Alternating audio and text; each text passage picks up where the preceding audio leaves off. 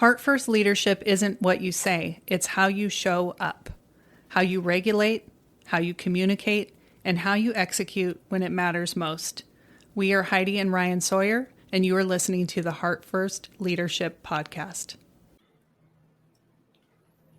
And we're live. So welcome to the Integrated Mindset Podcast. I am Ryan Sawyer, your co-host, alongside my wife, Heidi Sawyer. We're excited. This is our first podcast live. So this is fun. We thought this would be really cool to do in the new year. Yeah, so here we are. We're going to go live here for the next however many episodes. I have no idea how many it's going to unfold. But we are talking about this incredible book, The 15 Commitments of Conscious Leadership. This is going to be our book study. So we're going to kind of just go through it just as a little bit of an authentic statement on our end. Is we're going to do our best to completely take our time, not rush through it. So we haven't really identified in a certain amount of episodes this is going to be, other than just allow it to authentically unfold and have a great conversation. So if you're watching this live, you can also be joining in with our community. We'll have exercises dumped in there and further conversations as well. And so interact however suits you best. But I hope that you're going to be able to hop in and follow along with us by grabbing the book. Audio version is also fabulous. You got the hard copy, you got the Kindle version. Yeah, I love the hard copy because there's a lot more exercises and things that are a lot of stuff that you can download, but there's a lot of great graphics and visuals to illustrate some of the things that we're talking about in here. So yeah, so I want to say Happy New Year. Yeah, as well. Happy New Year. Yeah, Happy New Year. And we didn't do an episode last week, but we did introduce that we were going to do this. We talked about being above the line and below the line a few weeks back. And before we get into the actual commitments, we're going to kind of unpack these 4 ways of leading in the world, which will also kind of organically give us some conversation about this idea that we have touched on a few different times when it comes to victim versus creator mindset and consciousness. Yeah, in this book, they call it victim, creator, or victim, villain, and hero. And then we talk about the difference between being in a victim mindset versus a creator mindset. And in this book, it's really similar to those concepts. So if you listen to that episode and you liked it, you're going to learn a lot more by checking this book out and following along. So, So when we talk about being below the line or above the line, or one of these different states of being relating to the world as a being to me, happening, the world is happening to me, life is happening to me.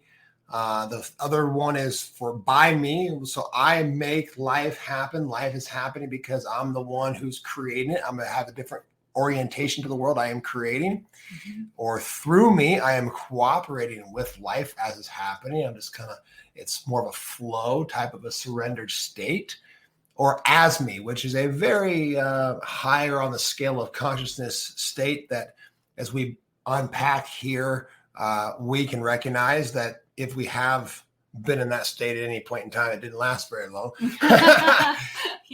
But this is not, one is not better than or higher than. It's just states that we are flowing in and out of. And the biggest thing that we're really working to do for our own growth and evolution as humans, as leaders of our own lives, is to recognize, to be able to be aware and conscious of where we're operating from, so we can shift. If you're not aware, if we don't have these conversations, if you don't bring it into your conscious workshop, you're not able to actually shift from that orientation of blaming and complaining, feeling like there's a problem of some sort, that we have to solve something, that there is a problem, there's somebody to blame, who's at fault, that we have to fix things. Why is this happening to me? What did I do to deserve this? All these things create this drama way of experiencing life, and a level of separation. And we'll see how deep our conversations go here. Maybe it'll be dependent upon how much interaction we're getting from you out there as the listeners and the viewers of, asking questions, giving your feedback, giving your experiences as well. We want to make this as interactive as possible. We just didn't think it would be a great experience if we had a bunch of people on a screen. So this is how we've decided to do it, where you can follow along. And we wanted to go live, so it was seeing that we're not back here with some we're gonna be looking things up in the book and overly curated, planned out. Yeah. I mean, to be completely authentic with you, we were looking at this going, what are we going to talk about today as we hit record? Yeah. So, well, this book there's so much to it. That's why we picked it for this study, because you could really study this for a long time. Well, I mean, I think, that's one of the things that's important before we even dive into that is, reading books and studying books, reading books to understand them and really integrate them and apply them. Like, there's so many different things when you start to study consciousness and leadership from that conscious level, that a lot of these books could be legitimately a lifetime of practice, because you're going to constantly come back to operating from a new level. When you look at the 15 commitments, and you look at these different aspects of way of leading in the world as to me, by me, through me, and as me, let's just kind of venture down that and have some examples of what that looks like. So to me is being being a victim orientation, victim mindset, victim consciousness. And this would be considered to be below the line, right? We're living below the line where, I would love for you to just this is random, but just can you overlay a little bit of the scale and the scale of emotions, and we can just dive into that just a little bit, because you have made this correlation that the line corresponds with kind of the midline or the neutral line as far as emotion. Yeah. I think it would be really interesting. I mean, bust the whiteboard out if you want, but the whiteboard's in the closet. Yeah. I just think it'd be interesting to go over that. Yeah, well, I wish you would have told me that you were going to ask me this, but that's okay. Okay, so I'll give you a brief illustration, and maybe this will be something that we share in the community, right, so you can see the illustration as maybe you listen back to this. So David Hawkins, in his multiple different books that have studied consciousness, has uncovered what he calls the scale of emotions. There is a line in the scale of emotions, and the line is basically right there at 200. 200 is courage, and just above courage is neutrality. But below that, at the very depths, it is shame and guilt and apathy, and then it goes up through fear, anger, pride. These different states. Emotions, which we talk about states and emotions, we're talking about how you think, how you feel, and how you act, is this experience of life. And he can, has uncovered a way through muscle testing and other different ways to calibrate it. You can actually measure the actual frequency or vibration of someone's consciousness based upon the state that they're in. So as you continue up the states past courage and neutrality, it was willingness, and I don't know if I have this exactly in the right order or not. I'm going from memory. Willingness, acceptance, reason, love, joy, peace, and then eventually enlightenment. So enlightenment is at a level of 600 or 650 and above, all the way up to 1,000, which would be considered the consciousness of Christ or Buddha or Krishna, or these different full enlightened, godlike beings. But the concept is that 85, what he had uncovered is 85% of the world operate beneath the line, beneath courage, meaning that they're acting out of fear. They're acting out of pride.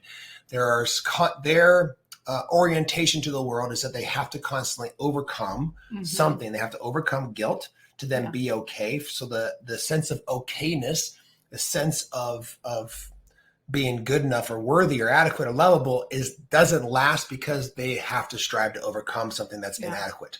This sense of what we're talking about is being separate from our true authentic selves, right? So what we have incorporated into our own coaching is to understand this scale enough to be able to recognize the narratives that are popping up in these different states, to where you can assist someone to let go.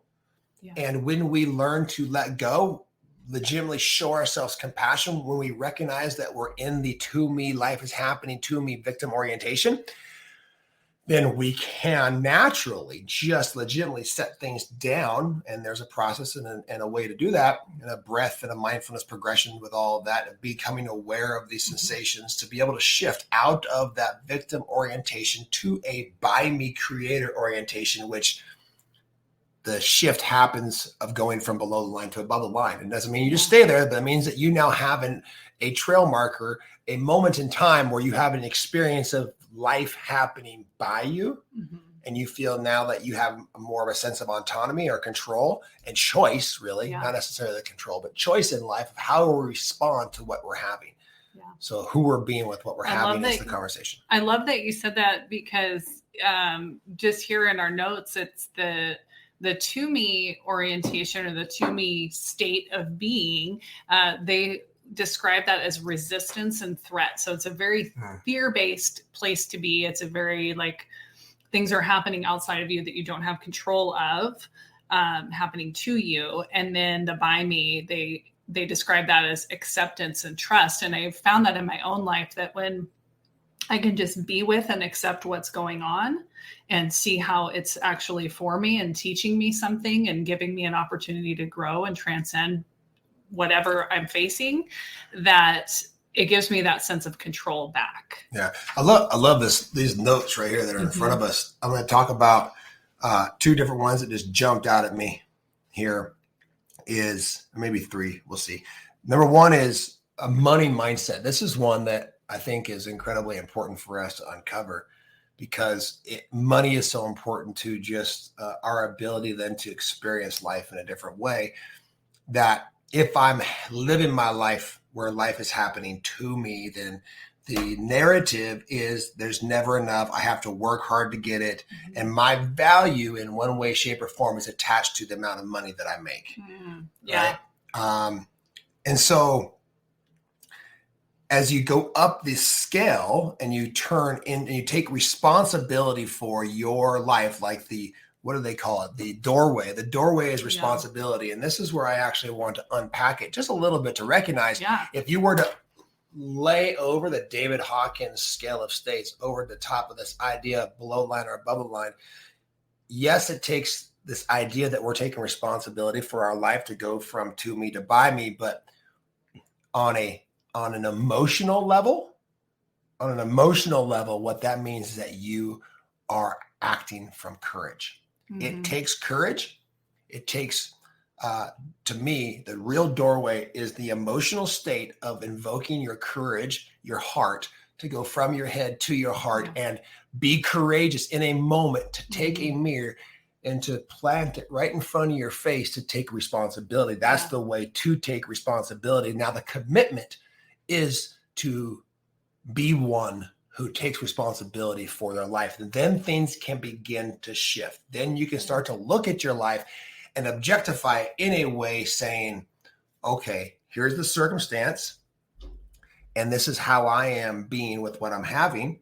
And for example, go back to the money example. The money example is that, okay, by me would be that I want more, I can create more. And it is a measure of my value, but my value is not necessarily attached to it. So this is a shift up the scale.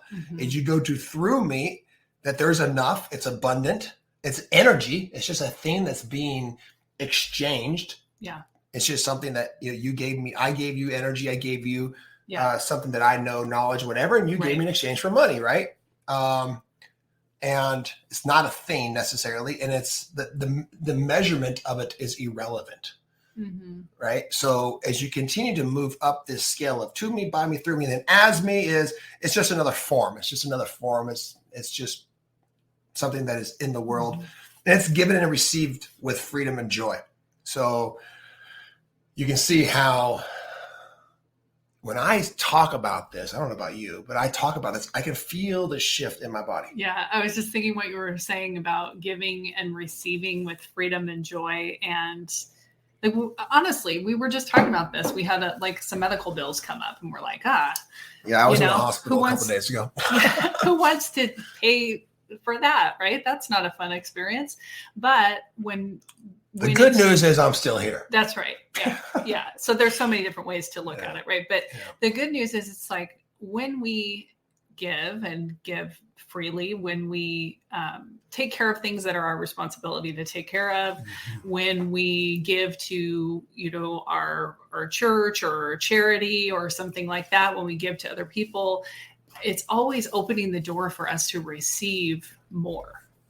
And to receive more freely, because when we hold on to things, especially when we have a mindset around something like time or money, and it's fear-based and there's a lot of resistance there, it's really hard to get to a place where you're able to receive more. Well, you're talking about this idea. Like, I think that's the shift from by me to through me.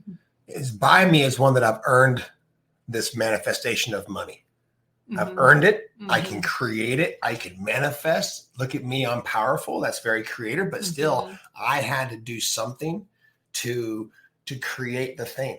Yeah. I got myself into a certain vibration. I had a certain output, and then I received something back, and you can see how there's this cause and effect, this exchange. More transactional. It's very transactional. Whereas through me is to open yourself up into a place of complete worthiness and a sense of gratitude.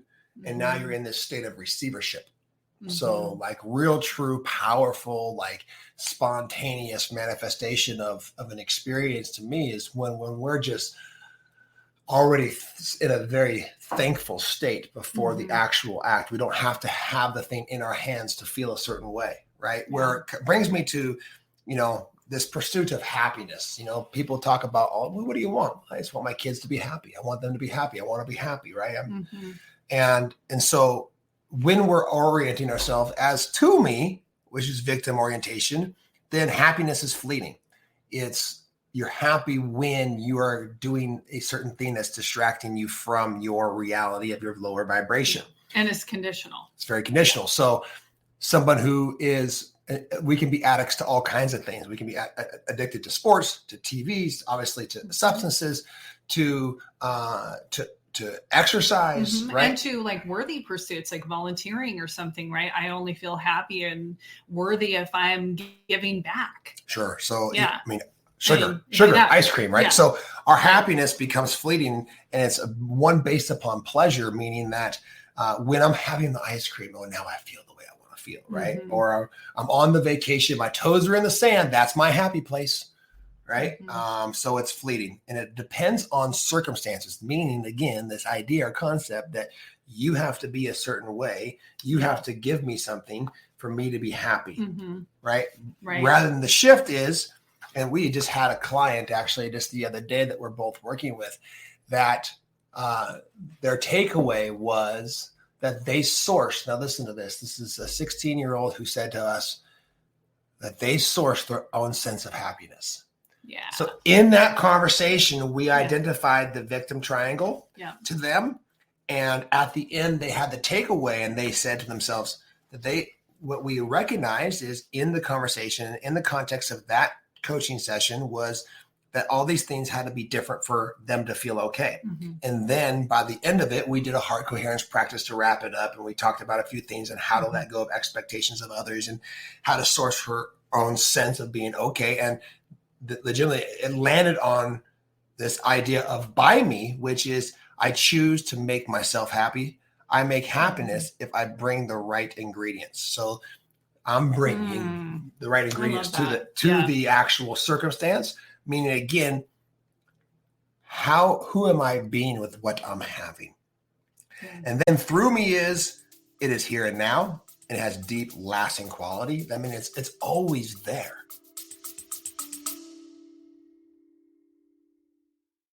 We are all leaders. If you're ready to stop waiting and start impacting your environment in a powerful way, we want to connect with you. Click the Book Now link in the show notes to book a call with a Heart First coach and discover what Heart First leadership can look like in your life and in your environment. Now back to the show. Yeah. And I like the third one. I relax into it. I relax into joy.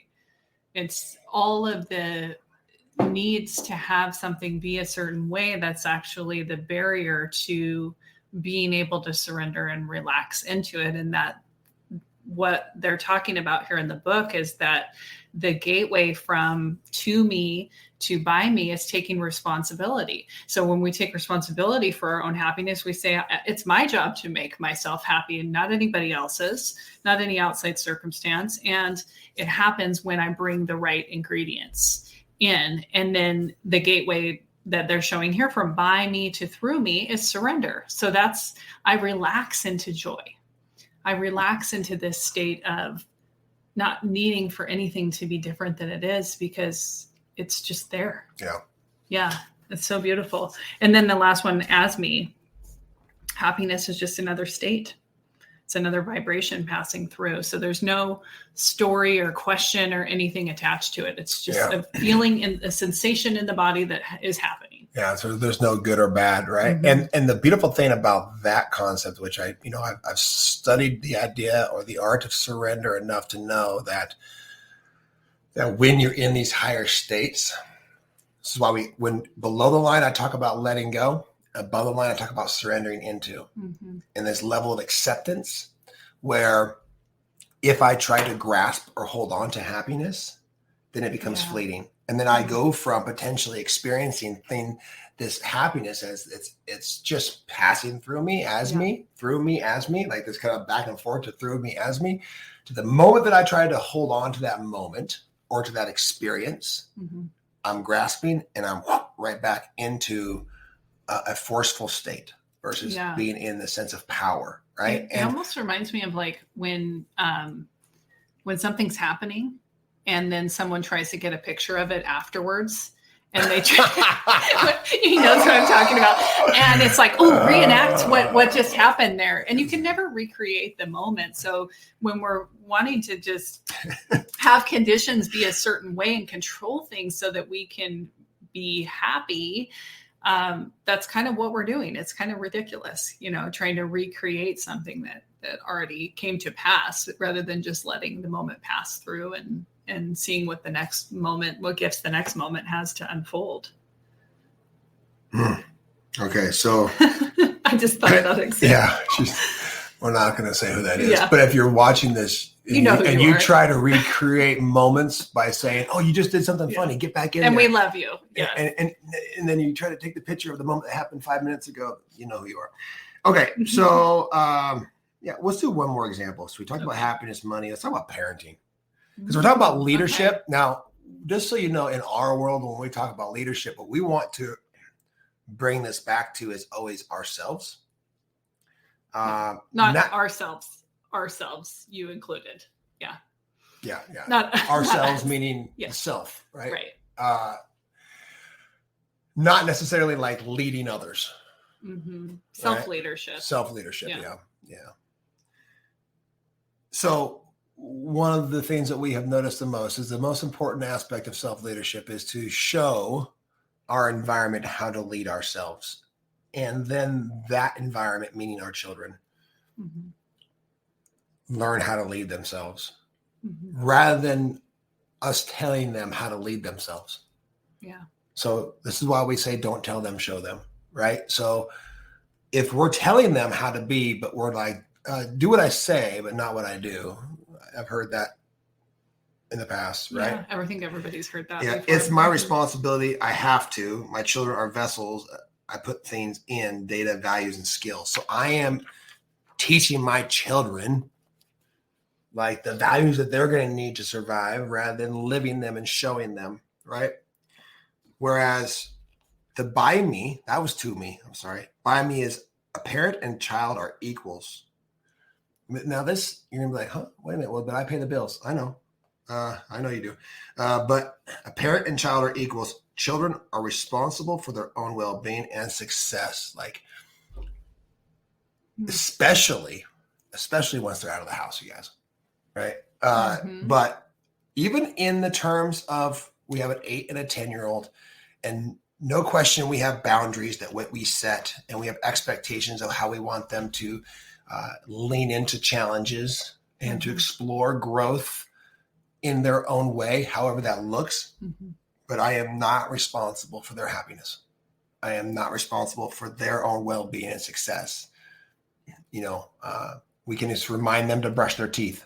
Sure. But they are their own unique being, having their own experience. And the best way for us to guide them is for us to be very aware of where we are in these different ways of leading in relationship to ourselves. And therefore it will show up in them. Yeah. That's the desire. And it works that way when you're a leader in any organization. Your family's an organization, your business is an organization. And so it is how you take responsibility as a leader in your environment. And I think one of the most powerful ways that we can teach is through being humble and humility and saying, you know what, mom made a mistake, or that's not really how I wanted to talk to you there, and apologizing, and treating them like an individual and giving them the respect that they deserve. I think that really shows a lot through our own actions. And I think even going a layer deeper, and conscious parenting. What's the name of the book? Conscious Family. The Awakened Family. The Awakened Family. Yeah. What we would actually unfold as we move up these different, or not up, but across these states, I should say, to me, by me, through me, and as me, is that these children are here to teach us. Oh my gosh. Right. And that we actually learn more from them than they are learning from us. And when we take that approach, we stay in this very open, curious, wondrous state where then new possibilities exist. We're in the unknown. We are constantly creating a new experience. We're not reaffirming past experiences, where if we're constantly saying, well, this happened yesterday, so this is going to happen tomorrow. And you see, I told you, like, that's a very victim orientation. So, that shift from, and this is where I wanted to kind of wrap this up in my mind as we've been talking, is like, I want to end with powerful questioning, which how much I love powerful questioning. Yeah. So if you're in, first of all, the awareness that, the awareness of where we are is going to be based upon the narrative of what we're unconsciously asking ourselves. So why me? And whose fault is this? Is the to me, right? That we have to point the finger somewhere, whether you're an entrepreneur and a business owner, or in a relationship, in a marriage. Like, how quick and easy is it? That's the automatic, that is the default program. Oh yeah. You could trip on something in your own home and be like, whose fault is this? Who left this here? Right. They should clean that up. Why did you leave that there? Yeah. Yeah. Mm-hmm. Enough said. So like we talked about, the courage to take responsibility becomes the doorway.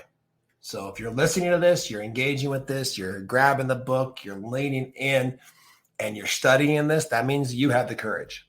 Yeah. If you're reaching out to ask for coaching because you want to deepen this knowledge, to be able to impact your life, to become a creator of your own life, to be the leader of your own life, and you say yes to coaching, whether it be with us or somebody else, that means that you are invoking this emotional state of courage to take responsibility, to be able to shift from life is happening to me to life is happening by me. You're opening up into curiosity, and you're willing to learn something. So here becomes the key question to by me is, what can I learn? What do I want to create? Another one that I love to use is, how is this for me? Yeah. How is this for me? Right? To where then now it's a different orientation, and we are shifting and allowing for ourselves to actually grow from every single scenario or circumstance that we're faced with. Yeah. I mean, I don't believe that life just kind of throws you bad luck.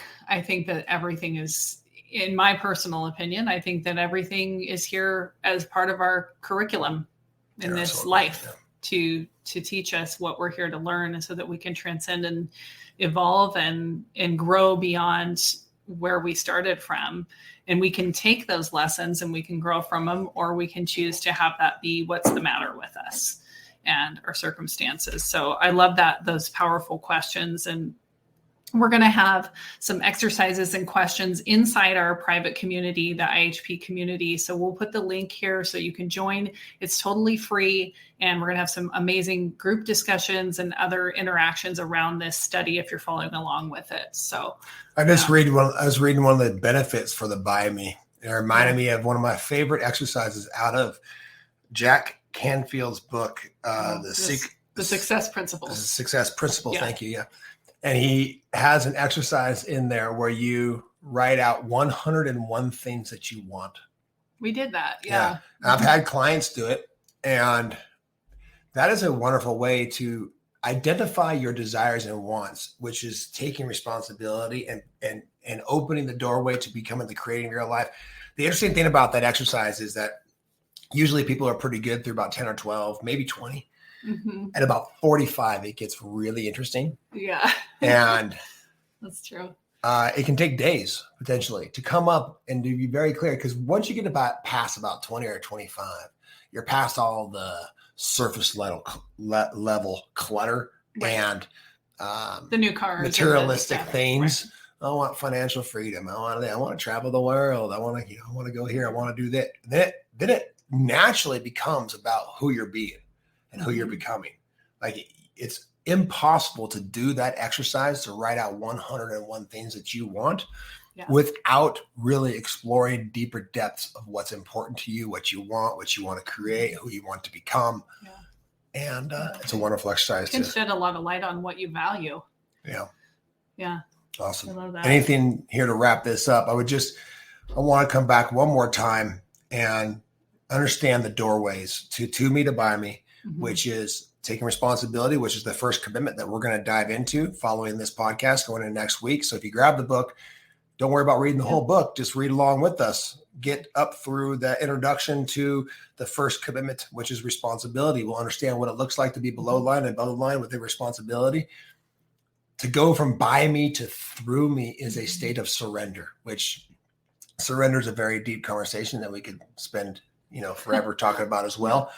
But what this idea that what wants to happen through me, and not having your own personal preference in the way. It's really this sense of non-attachment, unlimited possibility. There's plenty of everything is a surrender state. And eventually it's oneness, which once we get through to the through me to as me states, this is a very high level of consciousness that I believe the most valuable path that any of us could take is to at least explore, not to necessarily try to reach some sort of destination, because you're going to slip the second that you think that you're at a certain state, but to just be aware, to be leaning into this path, to continue to evolve, because this is what changes the world. I want to just make sure we make this completely clear. Like, this is not just about some coaching program or this idea of being a better leader or to experience more abundance. Like, at a foundation, as we explore this below the line, above the line, like this, in my personal opinion, and from everything that we've studied from the level of consciousness, like, this is what's going to change the world for the better. This is mm-hmm. what's going to get us back to a place of cooperation and collaboration and creativity, rather than being in a place of struggle and force mm-hmm. and competition, trying to have to be better than and overcome. This is what's going to allow for us to evolve. We have to have these conversations, because the way that we're currently doing things and living in a world where 85% of our world is happening, life is happening to them, is outdated and it's not working. And so this is at a foundation. We're having a fun conversation about this, but this is also, it's going to be playful. This can be playful, but it's serious, right? There's a balance between the two of this is passionate, and you have to be open to learning and curious, and you have to have vision and stick to commit to your passions and your visions with energy and creativity, but also at the same time you're releasing attachment mm-hmm. and you're playful and you're wondrous. Like, it's so vast and it's so complicated, but yet there's this line that we're navigating to work on. And one of our main reasons and motivations for doing this is because we want to stay the course of just exploring what that looks like in our lives. When we have these conversations, we have to take a further level of responsibility to be doing our best, which is never perfect, but doing our best to lean into that. And I just had a conversation with one of our good friends, and and clients that has worked with us a ton is we can have all these conversations about all these deep concepts. At the end of the day, we're human and we're just doing our best to understand something that we have that we don't understand at all. That humility is so incredibly important. And I want to just tell you, if you're listening to this, no matter how many different sheets of paper we have in front of us, how many books we've read and all the different programs that we've written and deliver, like we're doing this from this most humble place of like, we just don't really actually know. We're just doing our best to navigate and understand so we can learn what we need to learn while we're here to evolve. And to make the difference. And I would just hope that you would do the same thing. And as you're looking at these different 4 ways of leading in the world that we've talked about, and you're thinking that it's, maybe you're feeling like it's some kind of scale and I'm ranking low or whatever, and you're judging yourself. It's not that way. These are states that you come in and out of. And every time that you fall into that to me consciousness and you realize, oh my gosh, I'm blaming other people and I'm not being open and curious, I'm being defensive, and you find yourself there, it's just another opportunity to offer yourself compassion and to offer yourself grace as you take responsibility and move into that by me realm. And that's what we're going to be talking a lot about as we go into the next commitments in the following episodes, is each of these commitments and how to take it from the by me, the to me consciousness to the by me consciousness. We're going to focus mainly on those 2, even though we highlighted the whole model today. Awesome. Yeah. Well, I think that's it. That's it for today. We'll join the community and get with us inside there so that you can be part of the conversation and the extra exercises that we're doing. And we will see you next time. Thanks for listening. Thank you for listening. Remember, leaders go first, alignment matters, and the environment that you create is the legacy you'll leave. We'll see you on the next episode.